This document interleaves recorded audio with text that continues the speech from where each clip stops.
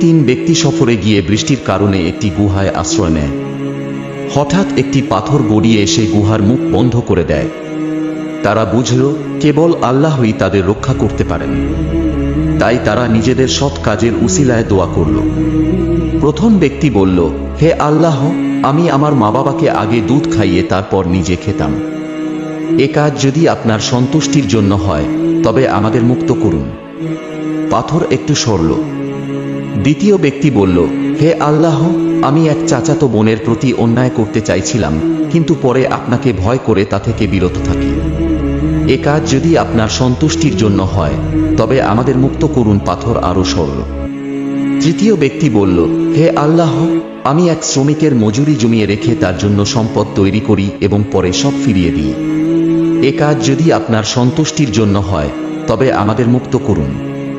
পাথর সরে যায় আর তারা মুক্ত হয়।